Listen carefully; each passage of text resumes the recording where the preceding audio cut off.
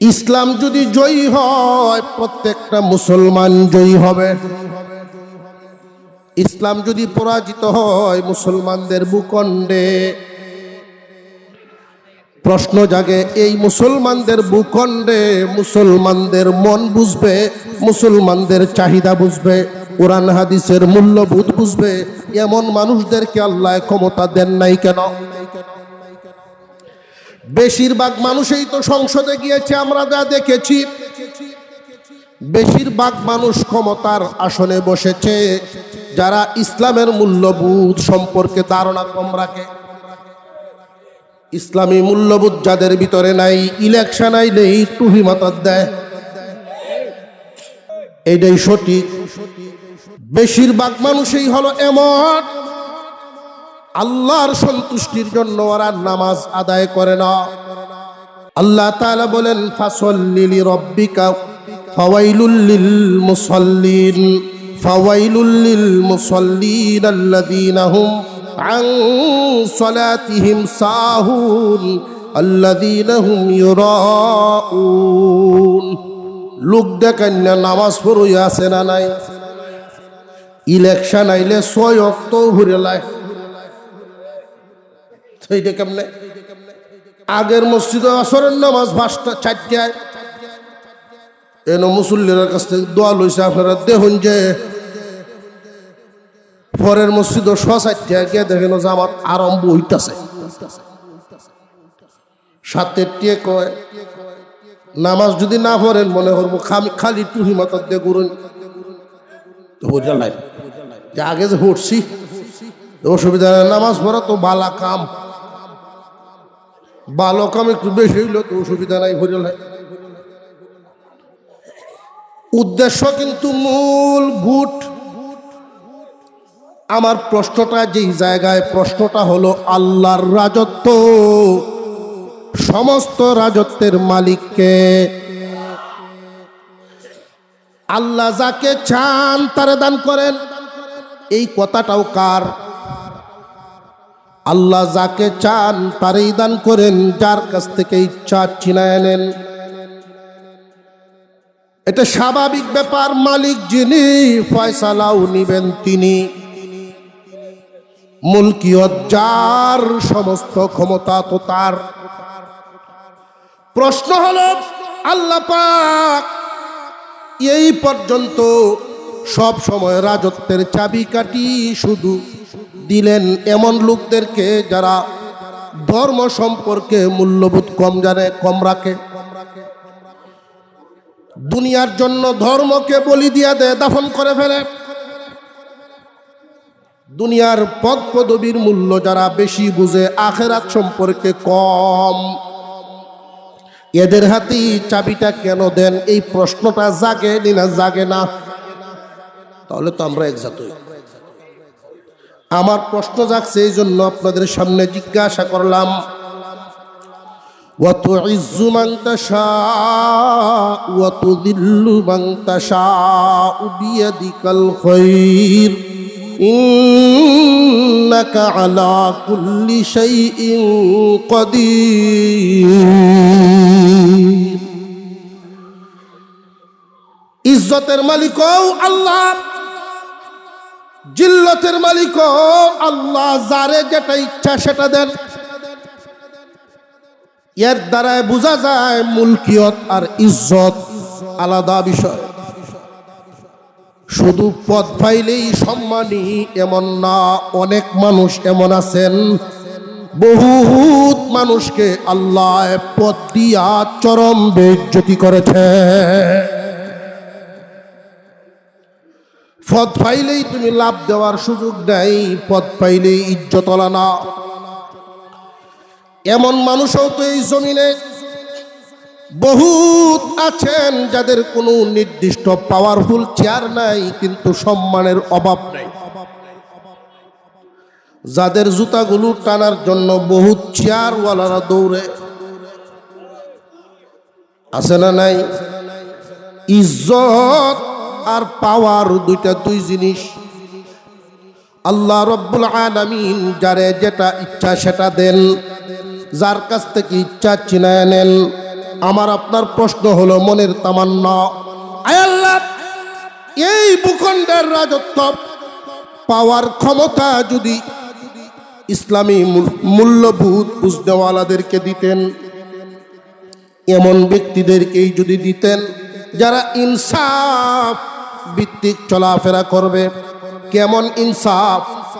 ছোট্ট একটা কথা শুধু শোনায় দেই। আমাদের এই বাংলাদেশে সোনারগাঁও বলে একটা অঞ্চল আছে না, ছিলেন তো অনেকেই। এই সোনারগাঁয়ে এক সময় ইসলামী হুকুমত চলত, ইসলামী আদালত কায়েম হতো। জজ ছিলেন যিনি, ওনাকে বলা হতো কাজী। এটা কোরআনের ভাষা। কিন্তু আমরা এমন এক চক্রান্তের শিকার, আমাদেরকে শাব্দিকভাবেও আক্রমণ করা হয়েছে। ইসলামকে ধ্বংস করার জন্য কি পরিমাণ চক্রান্ত এবার বুঝে। মুসলমানদের যিনি ইসলামী আদালতের জজ হবেন, কোরআন হাদিসের ভাষায় উনি হলেন কাজী। আর এখন মুসলমানদেরকে প্রজন্মকে জিজ্ঞাসা করে দেখেন কাজী হিসাবে কারে চিনে? শব্দ নিচে কই, কথা বুঝে আসছে? যিনি বিয়া ভরানির বলিয়ম লইয়া দৌড়ে লইল কাজী। মুসলমানদের শাসক হিসাবে কাজী বলতে চিনবেনি। অথচ কোরআনের এই শব্দকে কোথায় থেকে কোথায় নেওয়া হলো? যিনি বিয়ে ভরাবেন এই লইল কাজী, বিয়ার বলিয়ম তাকে যার কাছে। মুসলমানদের খলিফাতুল মুসলিমিন ওমর রাদিয়াল্লাহু তাআলা আনহুর নামের সাথে খলিফাতুল মুসলিমিন প্রায় সময় শুনে থাকবেন উলামায়ে কেরামের জবানে। খলিফা হলো মুসলমানদের সর্বোচ্চ সম্মানী, ভূখণ্ডের আধিপত্য, ভূখণ্ডের মালিকানা এবং দেখাশোনার দায়িত্ব জিম্মাদার বাদশাহ বলতে যাই বলেন, শব্দটা হলো খলিফাতুল মুসলিমিন। তামাম পৃথিবীর মুসলমানদের আমির হবেন যিনি, খলিফা লকব হয়, এটা তার। মুসলমানদের খলিফা খলিফাতুল মুসলিমিন উমর রাদিয়াল্লাহু তাআলা আনহু। এই যে নামটা, এই খলিফা শব্দটা এখন কোথায় আছে দেখেন। যদি জিজ্ঞাসা করা হয় খলিফা বলতে কারে চিনো, মুসলমানি করা যায়, মুসলমানি যে করায় খলিফা নাম লাগাইছে। অথবা টেইলার পাঞ্জাবি বানায়, ঠিক না? দুজনের খলিফা কেন? দুজনের মাপ ঠিক রেখে কামড়। এই জন্য মুসলমানদের খলিফা শব্দটা থাকবে কোথায় আর আনলো কোথায়? মুসলমানদের কাজী সোনারগাঁয়ের ইসলামী আদালতে মামলা গেল একটা ওনার দরবারে, ওনার আদালতে। মামলাটা হলো সেই এলাকার বাদশা ছিলেন যিনি শিকারে বেরিয়েছেন। বাদশার হাত এতটা পাক্কা না, তীর মেরেছে, নদীর পাড় দিয়ে যায়। এই তীর হাত ফসকে গিয়ে ছোট এক বাচ্চার গায়ে লাগছে, বাচ্চার সাথে সাথেই দুনিয়া থেকে বিদায়। এই বাচ্চাটা নদীর পাড়ে গিয়েছিল তার মার সাথে। মা বড় গরিব মানুষ, স্বামী হারা বিধবা। এই বাচ্চাটা দেখে স্বামী বিদায় হয়ে গেছেন, একমাত্র এতিম বাচ্চা নিয়ে মহিলায় বসবাস করেন। নদীর পাড়ে ছাগল রাখালি করে। আর বাদশাহ এদিকে যখন যায়, তীরের আঘাতে তার এতিম বাচ্চা মারা যায়। অসহায় নারী ইসলামী আদালতে বিচার দায়ের করেন। আদালতের প্রধান কাজী সাহেব সমন জারি করেন বাদশার বিরুদ্ধে। ডাকেন আদালতে আসার জন্য, কাঠগড়ায় দাঁড়ায় জবাব দেওয়ার জন্য। ইসলামী আদালত, তুমি যেই হও, বিচারের সামনে আসামি সবাই সমান। এটাই হলো ইসলামের শাসন। অপরাধী যদি বড় লোকের ভূত হয়, তাহলে বিল্ডিং এর ছাদের উপরেই হেলিকপ্টার আয়া নামে, চতুর্দিকে আর্মি পুলিশরা আসামি ধরতে আইছে বাড়ি। হেলিকপ্টার বিল্ডিং এর ছাদের উপরে নামছে, ওইখান থেকে আবার আসামিরে নিয়ে অন্য দেশে চলে গেছে। দূরে জায়গায় বেরিয়ে বসুন্ধরার চেয়ারম্যানের ছেলে তানভীর সুবহান, পরের দিন পত্রিকায় হেডলাইন, আমাদের করার কিছু নাই, বর্ডারের বাহিরে চলে গেছে। এই দেশে যদি কারোর বাবার হত্যাকারীর বিচার করা সম্ভব হয়, একজন গরিব মানুষের মেয়ের উপরে ইজ্জতের হামলা হবে, হত্যা করা হবে, এই বিচারটা দেশের জনগণের সামনে সরকারের করার ক্ষমতাও ছিল, করা দেখানোর দরকারও ছিল, তাহলে মুসলমানের অন্তরে শান্তি আসত। গরিবের বেলায় একরকম, ধনীর বেলায় আরেক রকম, এটা তো ইনসাফের বিচার না। ইনসাফের বিচার যদি হয়, মুসলমানের আত্মা শান্তি হয়। একটা কথার উত্তর দেন, শান্তির সম্পর্ক বডির সাথে না মনের সাথে? মন কখনো শান্তি হবে না। মুসলমান মাছ যেভাবে শান্তি পায় মাছে পানির মধ্যে থাকতে, মুসলমানের অন্তর শান্তি পাবে ইসলামী আইনের ভিতরে থাকতে। যত অট্টালিকার মধ্যেই বসবাস হোক না কেন, শান্তি হবে না, কারণ মুসলমানদের অন্তরের সাথে ইসলাম অঙ্গাঙ্গিভাবে জড়িত। ইসলাম থেকে দূরে থাকবে, মুসলিমেরা শান্তি পাবে না। সোনারগাঁয়ের আদালতে বাদশাকে তলব করা হয়েছে, উনি কাঠগড়ায় দাঁড়িয়েছেন। আল্লাহু আকবার। বাদশা গিয়ে কাঠগড়ায় দাঁড়িয়েছেন আসামি হয়ে।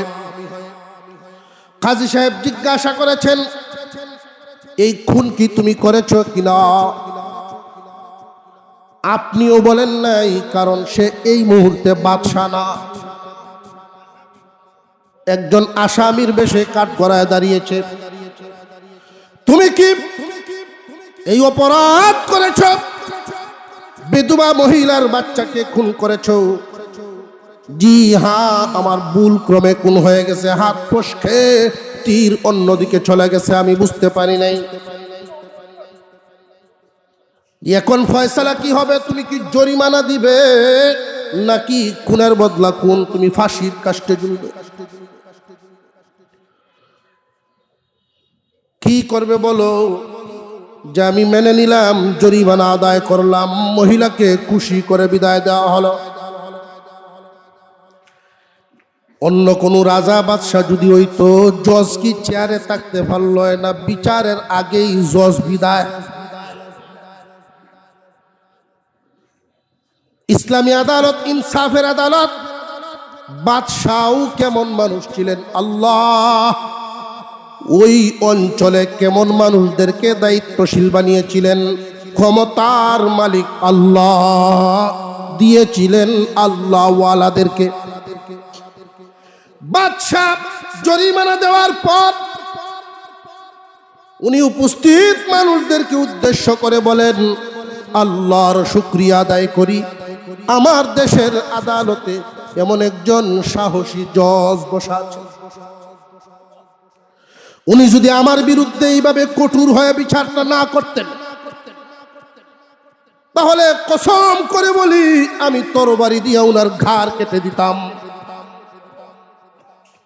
আমি বাদশাহ বলে যদি আমার প্রতি উনি দুর্বলতা দেখাইতেন, উনি হালকা নরম হয়ে যেতেন, আমি উনাকে মাফ করতাম না। আমার প্রতি উনি কঠোর হওয়ার কারণে, বড় হোক আর ছোট হোক, গোলাম হোক আর আমির হোক, আদালতের সামনে সব আসামি, সব সমান। আমাদের রাসূল মদিনায় আদালত কায়েম করে তাই শিখায় গেছেন। এই শিক্ষা যদি উনার মধ্যে না থাকতো, উনারে আমি মাফ করতাম না। আল্লাহর শুকরিয়া, যেই পরিমাণ সম্মান উনার প্রতি আমার ধারণা ছিল, ডাবল উনার প্রতি শ্রদ্ধা বেড়ে গেল। জজ সাহেব পিঠের পিছন দিক থেকে একটা বেদ বের করলেন, উনি বললেন, আমি যখন সমন জারি করি, মনে মনে একটা ধারণা ছিল বাদশা আসতেও পারে, নাও আসতে পারে। আমি জজের হুকুমটা যদি আজকে আপনি না মানতেন, আমি কসম করে বলি নিজের এই নিয়ত ছিল ভিতরে, বেঁচে থাকলে থাকবো, না থাকলে নাই। যদি আমার হুকুম আপনি না মানতেন, এই ব্যাট পিটাইতে পিটাইতে ভেঙ্গে দিতাম। আপনার পিঠের মধ্যে এই ব্যাটটা ভাঙ্গার নিয়ত ছিল আমার। এমনই তো আমির আর এমন কাজী মুসলমানদের দরকার। বড় হোক আর ছোট হোক, বিচার ব্যবস্থা সবার সমান। কিন্তু আল্লাহ তাআলা এমনটা করেন নাই কেন? মালিক তো আল্লাহ। আল্লাহ যাকে চান তারই দিবেন, যার কাছ থেকে চান নিয়ে যাবেন। এমনটা হলো না কেন? তার কারণ হলো নবীজির একখান হাদিস আপনাদেরকে শোনাই। মান আহাব্বা লিকা আল্লাহ আহাব্বাল্লাহু লিকাআহু ওয়া মান কারিহা লিকা আল্লাহ কারিহাল্লাহু লিকাআহু। আল্লাহর দিদার যে পছন্দ করে, যে চায় আল্লাহর সাক্ষাৎ, আল্লাহ তার চলা সহজ করে দেন। যে চায় না, আল্লাহ তারে জোর করেন না, আল্লাহও পছন্দ করেন। এই ভূখণ্ডে ইসলামের জয় হোক, এটা আমরা চাই কি চাই না? চাইনি, খুব প্রমাণ হয় না, বোঝা যায় না। মুসলমানরা যা চাইবে চাওয়া অনুযায়ী আল্লাহ দিবে। এই পর্যন্ত মুসলমান চাইতেই পারে নাই, চেষ্টাও করতে পারে নাই। মুসলমান যখন কোনো কিছু হাসিল করার জন্য আল্লাহর উপর ভরসা করে জমিনে নামেন, তখন আল্লাহর সাহায্য নেমে আসে। ঘরে বসে চাইলেই হবে না, মাঠে চেষ্টায় নামতে হবে। বাবরি মসজিদ ভাঙ্গা হয় যখন, মুসলমানের সংখ্যা কি দুনিয়াতে কম ছিল তখন? অথচ খানায় কাবা ভাঙতে আসে যখন, মুসলমান ছিলই না তখন, সংখ্যায় খুব কম কাবা প্রেমিক। সারা মক্কায় মাত্র ২৫০০ নারী পুরুষ শিশু সকল মিলে ২৫০০ মানুষ। ওরাই হস্তি বাহিনীর সাথে মোকাবেলা করতেও পারবে না, কাবা ঘরে হেফাজতও করতে পারবে না। আল্লাহর ঘর আল্লাহর হাওলায় ছেড়ে দিলেন, আল্লাহর ঘর আল্লাহ হেফাজত করলেন। কিন্তু বাবরি মসজিদের বেলায় আল্লাহ কেন পাকি বাহিনী পাঠান নাই, হেফাজত করেন নাই? কারণ হলো বাবরি মসজিদ ভাঙ্গার সময় তাম দুনিয়ায় যেই পরিমাণ মুসলমানের সংখ্যা, আদম থেকে নিয়ে এই পর্যন্ত তাম পৃথিবীর ইতিহাসে এত বেশি মুসলমান পৃথিবীতে কখনো ছিল না। বেশি মুসলমানের দুনিয়ায় মুসলমানরা তোমরা চেষ্টাই করো নাই। তোমরা যেহেতু চেষ্টা করো নাই, এর দ্বারায় প্রমাণ হলো চুরে মাল নে মালিকে যদি না ফিরায়, বোঝা গেল মালের প্রতি মালিকের কোনো আগ্রহই নাই। কথা বুঝে আসতেছে? বাবরি মসজিদ ভাঙ্গা হয়, মুসলমানদের ভূমিকাই নাই। যার কাছে যা ছিল সর্বোচ্চ চেষ্টা নিয়ে মুসলমান যদি যা পায়ে পড়ে, মুসলমানদের উপরে আল্লাহর রহমতের ছায়া ইতিহাস আছে না নাই? ৩১৩ জন মুসলমান, অস্ত্র মাত্র ৯টা তরবারি। ৩১৩ মুসলমান, ৯ খানা তরবারি। বিপরীত পক্ষে ১০০০ বিরোধী দল, প্রত্যেকের কাছে ডাবল অস্ত্র। আল্লাহ বিজয় মুসলমানদেরকে দিছেন না দিছেন না? যুগে যুগে সাহায্য করতে আল্লাহ চায় আছেন, কিন্তু মুসলমান চেষ্টা করে না। স্বাধীনতার পর থেকে এই পর্যন্ত মুসলমানদের কোনো চেষ্টা প্রচেষ্টা সম্মিলিত এইরকম আগ্রহ নিয়ে কোনো চেষ্টাই নাই। ইনসাফ ভিত্তিক বিচার ব্যবস্থা কায়েম হোক, এমন চেষ্টাই মুসলমানরা যেহেতু করে নাই, এমন প্রচেষ্টা করে নাই, এর দ্বারাই বোঝা যায় মুসলমানদের ভূখণ্ডে যদিও নামে মুসলমান বেশি আছে, ওরা চায় না ইসলামী শাসন ব্যবস্থা কায়েম হোক, ইনসাফের শাসন কায়েম হোক, ওরা চায় না। যদি চায় তাহলে চেষ্টা করুক, আমি আল্লাহ সাহায্য করব, আমি আল্লাহ সাহায্য করব। হাতে গোনা ফাসিক, হাতে গোনা কিছু ইসলাম বিরোধী মানুষগুলো ওরা মুসলমানদের সত্যের আওয়াজের সামনে টিকবে না। মুসলমানদের আমাদের উলামায়ে কেরাম যুগে যুগে চেষ্টা করে যাচ্ছেন রাষ্ট্রীয়ভাবে, অভ্যন্তরীণভাবে, প্রাতিষ্ঠানিকভাবে, সামাজিকভাবে মুসলমানদের ঈমান হেফাজত করা,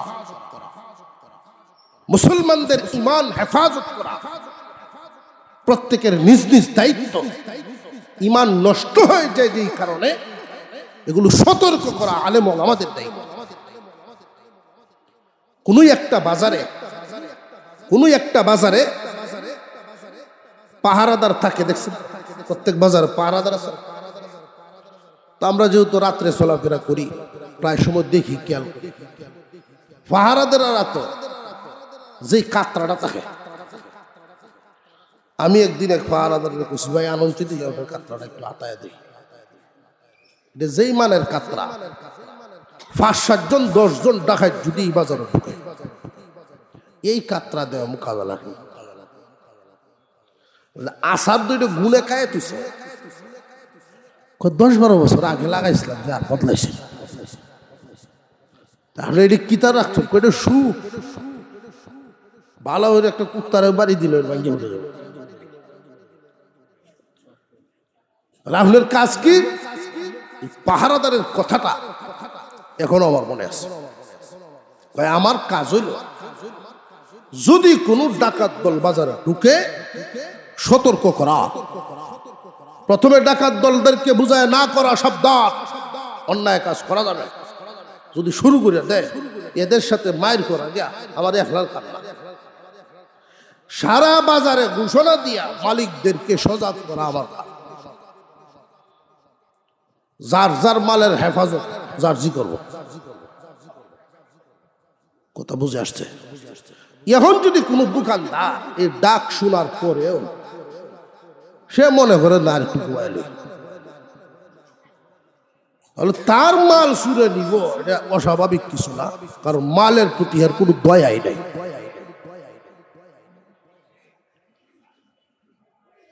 ইয়ারফাইল্লাহু আল্লাযীনা আমানু মিনকুম ওয়াল্লাযীনা উতুল ইলমা দারাজাত। এই জমিনের সমস্ত রাজত্বের মালিক, আসমান জমিন বলতে যা আছে, সৃষ্টি জগতের মালিককে।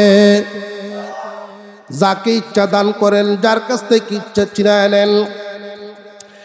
এই জমিনের মধ্যে যা আছে, আল্লাহ বলেন তামাম পৃথিবীর সমস্ত মানুষদের মধ্যে আমি আল্লাহ সম্মান দিলাম। সম্মান পাইল তারা ঈমানওয়ালা যারা। এই জমিনে ঈমানদাররা সম্মানী। আল্লাহর নিয়ামত প্রত্যেকটা মাখলুকেও পায়, কুকুরেও আল্লাহর নিয়ামত পায়, কিন্তু কুকুরের তো সম্মান নাই। আল্লাহ বলেন এই জমিনের মধ্যে ঈমানদার যারা, শুধু সম্মানী তারা। 1000 কাফের একদিকে, একজন ঈমানদার একদিকে। এবার জবাব দেন, আসলে সম্মানী কে? 1000 কাফের যদিও মানুষ, কিন্তু আল্লাহর দেওয়া সম্মান সে পায় নাই। আমরা দুনিয়াতে সম্মান বন্টন করি, ছত্রি ফাটান কান বুইয়া। আল্লাহর দেওয়া সম্মান পাবে তারা ঈমানওয়ালা যারা। এই জমিনের মধ্যে প্রায় 700 কোটি মানুষ, এর মধ্যে 200 কোটির মতো ইমানদার। বাকিদের মোকাবেলায় 200 কোটির মতো ইমানদাররা সম্মানী। হোক না বারুগ্রাম এলাকার একজন রিক্সাওয়ালা মানুষ ইমানওয়ালা, এর মোকাবেলায় ডোনাল্ড ট্রাম্প আমেরিকার প্রেসিডেন্ট, এই রিক্সাওয়ালার সম্মান বেশি। নজর ঘুরাইতে হবে ওইদিকে। আল্লাহর দেওয়া সম্মান পাইল কারা? ইমানওয়ালা যারা। একজন ইমানদার যদি জমিনে হাঁটে, গর্তের পিঁপড়াও তার জন্য দোয়া করে। একজন ইমানওয়ালার জন্য সমুদ্রের মাছও তার জন্য দোয়া করে। কেন? মাখলুকাতে জানে ইমানওয়ালা থাকবে যতদিন, আসমান জমিন থাকবে ততদিন। ইমানওয়ালার আর থাকবে না, আসমান জমিনও থাকবে না।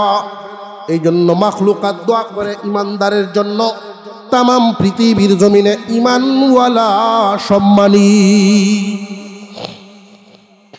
হে ইমানদাররা, তোমরা জেনে রাখো, বেঈমানদের বেলায় তোমরা সম্মানী, আর তোমাদের মধ্যে আমি আল্লাহর দেওয়া ইলম পাইল যারা সম্মানী তারা। আমাদের মধ্যে একটা তারতম্য আছে না নাই? উতুল ইলমা দারাজাত। এই জমিনের মধ্যে ইমানদাররা সম্মানী, তাদের মধ্যে ইলমওয়ালাগণ সম্মানী। খুব ভালো করে মনে রাখবেন, আমাদের নবী বিশ্বনবী রাহমাতুল্লিল আলামিন যে শেষ নবী, এতে কোনো সন্দেহ আসেনি। এই আওয়াজে সবাই একমত, আমার নবীর পরে নবী নাই, সংসদে আইন চাই। কাদিয়ানীদের বিরুদ্ধে যদি কখনো মিছিল হয়, শুধু একা একা না, 8-10 বছর 7 বছরের বাচ্চাটার সাথে নিয়ে যাবেন, ছেলেটারে সাথে নিবেন। কেন জানেননি? ওর যেন বড় হইলেও মনে থাকে আমার আব্বা অমুক মিছিলে কাদিয়ানীদের বিরুদ্ধে মিছিলে গেছিলেন আমারে লইয়া। তার এটা পাথরে খুদাই করার মতো অন্তরে লিখা থাকবে। বিশ্বনবীর শ্রেষ্ঠত্ব রক্ষা করার মিছিলে উম্মত শামিল হবে। আলেম উলামাদের কাজ পাহারাদারদের মতো ডেকে সজাগ করে দেওয়া। আলেমদের কাজ হলো ডেকে সজাগ করা। প্রত্যেক মুমিন, তোমার দৌলতের হেফাজত তুমি করবা। ঈমান নামক অমূল্য রতন লুটে নেওয়ার জন্য এখন বর্তমান সময়ে শুধু অমুসলিম কাফেরেরা না, আমার আপনার ভিতরে, গোত্রের ভিতরে, গোষ্ঠীর ভিতরে, দলের ভিতরে নামে মুসলমান, কিন্তু ঈমান চুর বেঈমান। সাবধান থাকতে হবে। আলেমদের কাজ হলো সতর্ক করে দেওয়া। হুজুর আকরাম সাল্লাল্লাহু আলাইহি ওয়াসাল্লাম ঘোষণা দিলেন, আনা খাতামুন নবিয়্যিন লা নবিয়্য বাদি। আমি শেষ নবী, আমার পরে নবী নাই। আল্লাহর রাসূল বলেন, আমার দ্বীনের জিম্মাদারি, আমার রেখে যাওয়া কোরআন হাদিসের জিম্মাদারি প্রত্যেকটা উম্মতের কাঁধে থাকবে। ইসলামের হেফাজত করা সমস্ত মুসলমানের দায়িত্ব। ইসলামের মহব্বত, ইসলামের রক্ষা করার দায়িত্ব সমস্ত মুসলমানদের কাঁধে দেওয়া হলো। তো সব মুসলমান তো ইসলামের মাপকাঠি সম্পর্কে, দৈর্ঘ্য প্রস্থ, সীমারেখা সম্পর্কে ধারণা রাখে না। আল্লাহর পয়গম্বর বলেছেন, আমার উম্মতের প্রত্যেকটা উম্মতের কাঁধে কাঁধে ইসলাম হেফাজতের দায়িত্ব দেওয়া হলো, কিন্তু পাহারাদারি, দেখাশোনার দায়িত্ব ওয়ারাসাতুল আম্বিয়ারা করবে। সমস্ত উম্মতেরা দিন রক্ষার হেফাজত করার মিশন, দিন রক্ষার জন্য চেষ্টা করবে, সঠিক বেঠিকটা ঠিকঠাক রাখবে। যদি কখনো জমিনে ঘাস হয়, মালিকের উচিত সাফ করে দেওয়া। ইসলাম নামক এই ভূখণ্ডে এই গাছে যদি আগাছা হয়, আলেমরা বুঝবে, দেখবে, তারা ছেটে দিবে। ইসলাম রক্ষা করার দায়িত্ব সমস্ত উম্মতের, ভুল শুদ্ধ ঠিক করে রাখা দায়িত্ব যুগে যুগে জামানায় জামানায় আলেমদের। এই জন্য আল্লাহর রাসূল বলেন, ওয়ারাসাতুল আম্বিয়া, ইন্নাল উলামা ওয়ারাসাতুল আম্বিয়া। উলামায়ে কেরাম নবীগণের ওয়ারিস, উলামায়ে কেরাম নবীগণের ওয়ারিস। খুব খেয়াল করবেন এই কথাগুলো। সময় খুব কাছাকাছি শেষের দিকে চলে আসলাম। মুসলমান ভাইয়েরা আমার, খুব মনে রাখবেন মনোযোগ দিয়া। নবীগণের জামাত আসমানে ফয়সালা হয়েছে, জমিনে চিহ্নিত হয় নাই কে নবী হবে, কোন নবী হবে। নবীগণের জামাত নির্বাচিত করেছেন কে? জোরে আওয়াজ দিয়া বলেন কে? নির্বাচিত করেছেন আল্লাহ। আমাদের নবী শেষ নবী, নবীর পরে আর কোনো কিয়ামত পর্যন্ত এই দিনের পাহাড় আদায় করবে কারা? ওয়ারাসাতুল আম্বিয়া। নবীর রেখে যাওয়া দিন কিয়ামত পর্যন্ত পাহারাদারি করবে আলেমরা। এই আলেমগণের জামাত জমিনে বন্টন হয় না। আলেমদেরকে নির্বাচন করতেন আল্লাহ আসমানে। ওয়ারাসাতুল আম্বিয়া যারা হবে, এদেরকেও নির্বাচন করা হয় আসমানে। জমিনে যদি ফয়সালা হতো তাহলে অন্যরকম চিত্র দেখা যাইতো। ছাত্রকে ভর্তি করতে পারবো আমরা, কিন্তু আলেম বানানো আমাদের দ্বারা সম্ভব না, হাফেজ বানানো আমাদের দ্বারা সম্ভব না। ভর্তি করা আমাদের কাজ। আল্লাহ যাকে চান, যাকে পছন্দ করেন, তারই দান করবেন ইলম, তারই দান করবেন কোরআন হাদিসের ইলম। এটা বন্টন হয় আসমানে। এই জন্য খেয়াল করে দেখবেন, এই জমিনের মধ্যে এমন কিছু দৃশ্যও দেখা যায়। মালিক, হাজার হাজার কোটি টাকার মালিক, তার বাড়ির কর্মচারী, এই কর্মচারীর সন্তান কোরআনের হাফেজ হয়ে যায়। মালিকের অবস্থা হলো যায় নামাজে দাঁড়ায় কুল হুয়াল্লাহ জানে না, অথচ কর্মচারীর সন্তান কোরআনের হাফেজ আলেম উলামা হয়ে যায়। এমন দৃশ্য জমিনে আছে না? না। মুসলমান ইমানদার ভাইরা আমার, আল্লাহ পাক রব্বুল আলামিন ঘোষণা করে দেন, জমিনের মধ্যে ঈমানওয়ালা যারা, সম্মানী তারা, তাদের মধ্যে আমার দেওয়া ইলম পাইল যারা, সম্মানী হলো তারা। এই জমিনে সর্বপ্রথম ঈমানওয়ালা আর কাফেরদের পার্থক্য ভাগাভাগি। সমস্ত বেঈমানদের তুলনায় মুমিন মুসলমানরা সম্মানী। হোক সে গরিব মানুষ, চেরা ফারা কাপড় পরে একবার খায়, তবু সে হাজার হাজার কোটি টাকার মালিক বেঈমানের চাইতে উত্তম। মুসলমান ভাইয়েরা আমার, কাফের মুশরিকদের তুলনায় মুমিন সম্মানী। আর মুমিনদেরকে আল্লাহ বুঝাইয়া দিলেন, তোমাদের মধ্যে ইলম ওয়ালারা সম্মানী। আলেমদের সম্মান দান করেছেন কে? এখানে একটা কথা বুঝাইয়া দেই, যদি কারোর বংশধরের মধ্যে কাছের দূরের বাইকনা হোক, বাতিজা হোক, ছোট ভাই হোক, আলেম হয়, হাফেজ হয়, এদের কদর করবেন। কদর, লা ইন শাকারতুম লা আযিদান্নাকুম, নিয়ামতের শুকরের যে আয়াত, এটা শুধু ফল কায়া আলহামদুলিল্লাহ কওয়া না, সব ধরনের নিয়ামত। নিয়ামতের কদর যদি করা না হয়, এই জাতের নিয়ামত দ্বিতীয়বার আর হয় না। কোন বংশে যদি আল্লাহ এই নিয়ামত দেন, সম্পর্কের একটা আদর, সম্পর্কের একটা কদর থাকবে। উনি যে আলেম, আলেমানা কদর আলাদা থাকবে। আমরা এই জমিনের মধ্যে এমন কিছু নজির দেখি, আলেমের সন্তান আলেম হয় না, আছে না? কিন্তু মূর্খের সন্তান আলেম হয়ে গেছে। আমি যে আয়াত পড়েছিলাম শুরুতে, মহান আল্লাহ এর পরের আয়াতে বুঝায় দিয়েছেন সবকিছুর মালিক যে আল্লাহ। ইলম বন্টন করবেন আল্লাহ, যারে দিবেন সে ইলম পাবে, যাকে দিবেন না আমরা পাবো না, আনতে পারবো না। তুলিজুল লাইলা ফিন নাহারি ওয়া তুলিজুন নাহারা ফিল লাইল ওয়া তুখরিজুল হাইয়্যা মিনাল মাইয়্যিতি ওয়া তুখরিজুল মাইয়্যিতা মিনাল হাইয়্যি ওয়া তারযুকু মান তাশাউ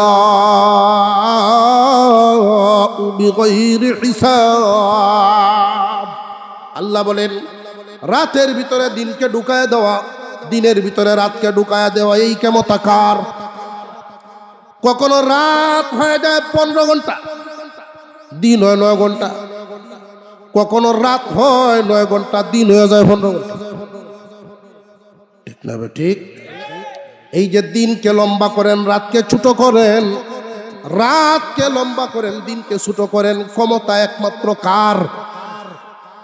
যদি মানুষের এত থাকতো উভয় আসেন না, কামলা লয় দিন, দিন লম্বা লয়। একমাত্র ক্ষমতা আল্লাহর। বুঝতে আরো যেন সহজ হয়, তুখরিজুল হাইয়্যা মিনাল মাইয়্যিতি ওয়া তুখরিজুল মাইয়্যিতা মিনাল হাইয়্যি। মুর্দার ঘর থেকে জিন্দা বের করেন, জিন্দার ঘর থেকে মুর্দা বের করেন উনি আল্লাহ। ডিম একটা মুর্দা, এর ভিতর থেকে জিন্দা বাচ্চা বের করে। আবার মুরগি জিন্দা, এর ভিতর থেকে মুর্দা ডিম বের করেন। এক জায়গাতেই মুফাসসিরিনে কেরাম আরেকটু ব্যাখ্যা সাপেক্ষ বলেছেন, কাফের তার দিল মুর্দা, মুর্দা দিলওয়ালার ঘর থেকে আল্লাহ জিন্দা দিলওয়ালা বের করেছেন সন্তান পয়গম্বর। বাপ কাফের, পুত পয়গম্বর, এমন ইতিহাস আছে না নাই? আল্লাহর পয়গম্বরের দিল জিন্দা, জিন্দা দিলওয়ালার ঘর থেকে মুর্দা বের করেছেন বাপ পয়গম্বর, পুত কাফের, এমন ইতিহাসও আছে না নাই? ইব্রাহিম আলাইহিস সালাম পয়গম্বর, উনার আব্বা কাফের। নূহ আলাইহিস সালাম পয়গম্বর, উনার সন্তান কাফের।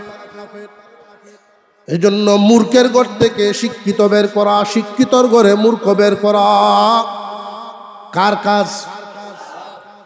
এখন প্রশ্ন হলো, আল্লাহ রব্বুল আলামিন কোন ভিত্তিতে ইলম দান করেন? নবীগণ নির্বাচন করতেন আল্লাহ, ইলমওয়ালাও নির্বাচন করেন আল্লাহ। কিসের ভিত্তিতে ইলম বন্টন করেন? খুব ভালো করে মনে রাখবেন, যেন মনে থাকে পানি বড় উপকারী দৌলত, পানি বড় উপকারী সম্পদ। ঢেলে দিবেন, যায় কোন দিকে? নিচের দিকে পানি যায়। সাবধান, জীবনে কখনো আলেম উলামাদের সাথে যেন বেয়াদবি না হয়, মুরব্বীদের সাথে যেন বেয়াদবি না হয়। বেয়াদব যারা হয়, আদব নামক দৌলত যার নাই, আল্লাহ পাকের ফজল করম থেকে সে বঞ্চিত হয়। আর আল্লাহর যত দয়া, সবচেয়ে বড় দয়া ইলম। মানুষ দৌলতেও সম্মানী হয়, ইলমেও সম্মানী হয়, কিন্তু ধন দৌলতের সম্মান ক্ষণস্থায়ী। শিক্ষিত হয়ে সম্মানী হইলে এই সম্মান চিরস্থায়ী। সম্পদ থাকে যতদিন, সম্মান থাকে এতদিন। সম্পদ নাই, সম্মানও নাই। কিন্তু শিক্ষিত মানুষ যদি সম্মানী হয়, শিক্ষার সম্মান, মানুষটা না থাকলেও সম্মান থাকে। আরে ফুতাইন আলেম হইল না, ওই আলেমের দোষে না। ফুতাইন আলেম হইছে না, এটা ফুতাইনের দোষে। একটু আগেই যে বললাম, কোন বংশে যদি আল্লাহ ইলমওয়ালা দান করেন, বংশওয়ালাদের দায়িত্ব ইলমের কদর করা। আপনার ভাই হাফেজে কুরআন, ভাই হিসাবে একটা সম্পর্ক থাকবে, উনি যে কোরআনের হাফেজ এই হিসাবে আর একটা সম্মান যেন থাকে। উনি আপনার বাতিজা হতে পারে, বাতিজা হিসাবে এক সম্পর্ক, আর উনি যে কোরআনের হাফেজ বা আলেম এই হিসাবে আর একটা সম্মান দিবেন। এমনকি সন্তানেরা যদি দেখে আমার আব্বা আলেম, বাবা হিসাবে এক সম্মান, আলেম হিসাবে আরেক সম্মান যেন থাকে। স্ত্রীর ক্ষেত্রে অনুরূপ, স্বামী যদি আলেম নসিব হয়, স্বামী হিসেবে একটা সম্মান থাকবে, পাওনা থাকবে, আলেম হিসাবে আলাদা মর্যাদা যেন থাকে। তাহলে ইলমের কদর করা হলো, ইলমের শুকর আদায় করা হয়। আল্লাহ রব্বুল আলামিন এই সিলসিলা জারি রাখবেন। আমি আমাদের এই ভূখণ্ডের দুইজন আলেমের নাম নিলে সবাই জানবেন, সবাই চিনবেন। নেত্রকোনায় একজন এমন সুসন্তান ছিলেন, আমাদের গর্বের বিষয় ছিলেন মঞ্জুরুল হক রহমতুল্লাহ আলাইহি। উনার সিলসিলায় তেমন দূর যায় নাই, আলেম উলামাদের বড় বড় আলেম উলামা হয় নাই, কিন্তু উনার সাথে থাকতেন আরেকজন সুতারপুরি হুজুর রহমতুল্লাহি আলাইহি। উনার বংশধরের মধ্যে বহুত উলামায়ে কেরাম 150 উপরে, অনেক আগেই গুনছিলাম। কেমনে হইল? অথচ মঞ্জুরুল হক সাহেব হুজুর তখনকার সময়ে অখণ্ড ভারতের এক সময়কার বড় একজন নেতা ছিলেন, জমিয়তে উলামা ইসলামের মহাসচিব ছিলেন। মন্ত্রীরা যার সামনে দাঁড়ায় থাকতে হতো, এত উঁচা মানের ব্যক্তি, জাননেওয়ালা মানুষ, কিন্তু উনার সাথে থাকনেওয়ালারা পায়ে গেল ইলম। কেমনে? ছোট্ট একদিনের একটা ঘটনা বলি, তাহলে বুঝবেন ওদের দিল কোন দিকে ফিরানো ছিল। হাটাজারি থেকে ছেলে আসবেন পড়াশোনা করে সুতারপুরি হুজুরের।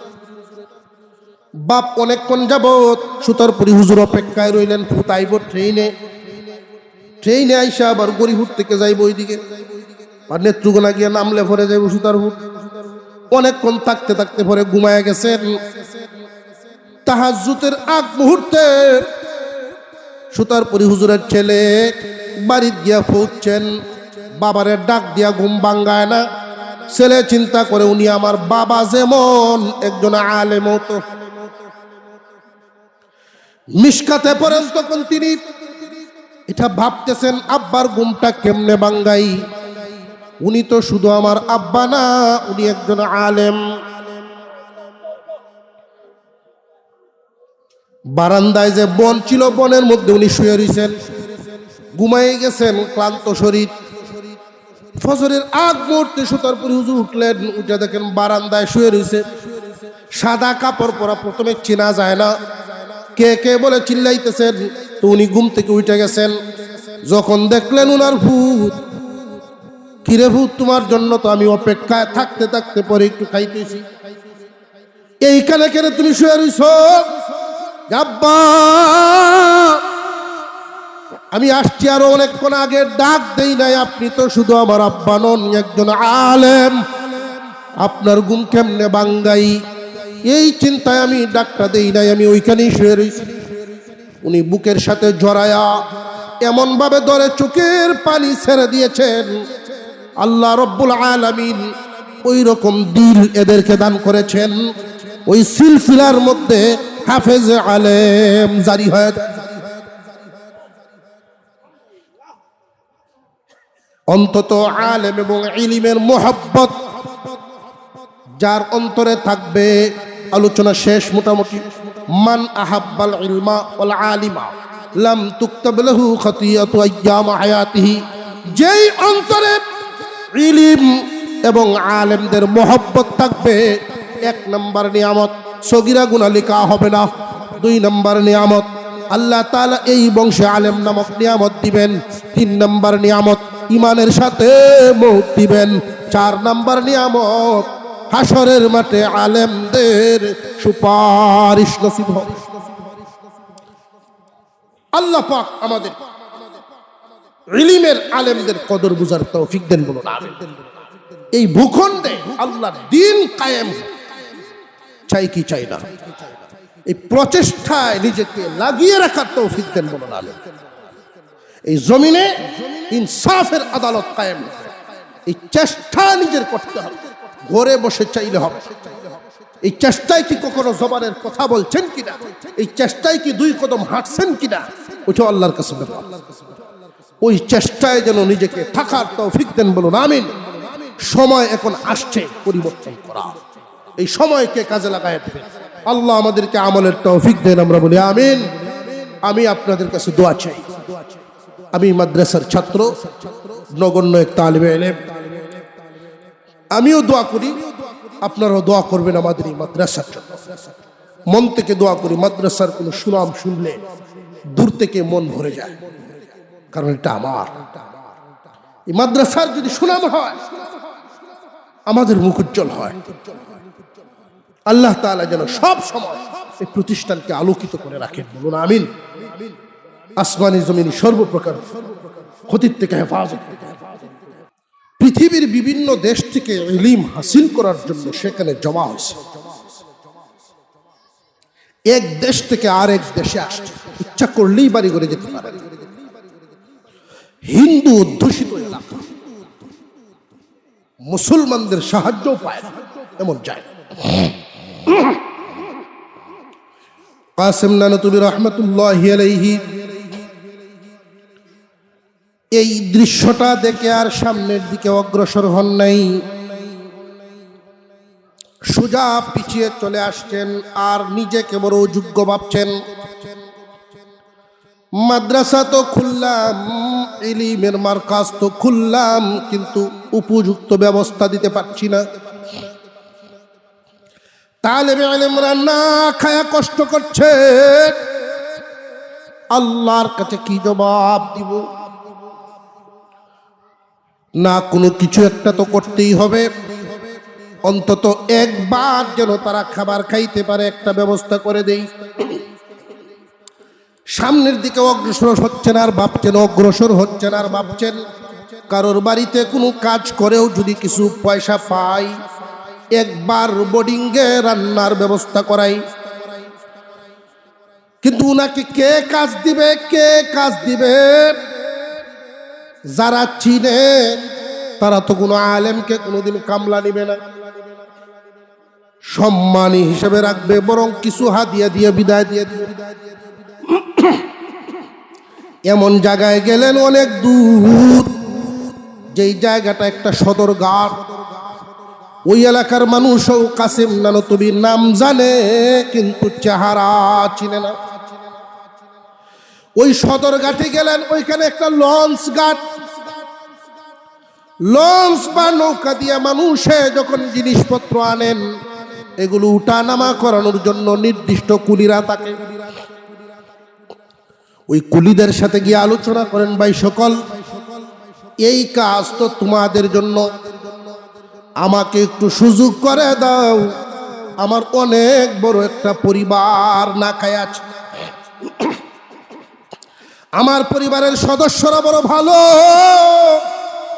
সকাল বিকাল আল্লাহর কালাম তিলাওয়াত করে, ইলম হাসিল করে, গুম খাওয়া বাথরুমে জরুরত ছাড়া হামেশাই কোরআন হাদিস নিয়ে আসে।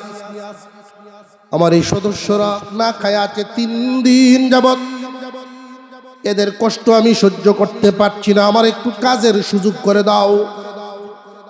আল্লাহর পয়গম্বরের সুন্নতি পোশাক দেখলে, দাড়ি টুপি দেখলে বহু মূর্খ মানুষ এমন আছেন, মন নরম হয়। কুলিরা বলেন, আমরা আর কাজ করব না। ঠিক আছে, আপনি করবেন। অপেক্ষা করছেন কাসেম নানতুবি রহমতুল্লাহি আলাইহি। 12 গ্রাম মাদ্রাসা এমনি হয় নাই, আমরা এত সহজে এমনি পাই নাই। এই ইলমের গাছের তলায় অনেক বড় বড় কুরবানিওয়ালাদের পানি ডালা। কিছুক্ষণ পর দুতলা একটা জাহাজ ঘাটে ভিড়তেছে। আশ্চর্য ব্যাপার, কোনো মানুষ নাই, একজন ছাদের উপরে বসা। ভিড়ার পর ডাকতেছে, কে আসো? আমার 2টা লাগেজ, এই 2টা লাগেজ নামায় দাও। কাসিম নানুতুবি অগ্রসর হয়ে আসলেন, একটা একটা করে নামাইলেন, 10-20টা টাকা পাইলেন। এখন ওই লাগেজওয়ালায় বলেন, আমার গন্তব্যে যদি পৌঁছায় দাও 100 দিব। উনি চিন্তা করেন, যদি 100 হয় আমার বোর্ডিংয়ের তালেবে ইলমরা পুরা পেট ভরে সবার খানা হয়ে যাবে। হয়তো যদি এই কাজটা আমার হাতছাড়া হয়ে যায় আর কাজ নাও মিলতে পারে। ও ভাই, কোন দিকে যেতে হবে আপনার এই লাগেজ নিয়ে? দিক দেখায় দিছেন, যেই দিক থেকে কাসেম নানুতুবি গেছেন মানুষের চিনবে করে। মানুষ যদি চিনে অনেকেই সমালোচনা করবে, মাদ্রাসা ঝুকাইছো, এখন দেখি কাজ করো, কুলিগিরি করো, চালাইতে পারো না, মাদ্রাসা ঝুকাইছো, ছাত্রদেরকে না খাওয়ায় রাখো, বিভিন্ন ধরনের সমালোচনা করবে। ওই দিক থেকে আমি চলেই আসলাম এই কারণে।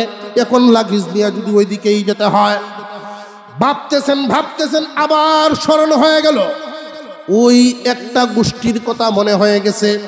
আল্লাহ বলেন, ওয়ামিনান নাসি মান ইয়াশরি নাফসাহু ইবতিগা মারদাতিল্লাহ ওয়াল্লাহু রাউফুম বিল ইবাদ।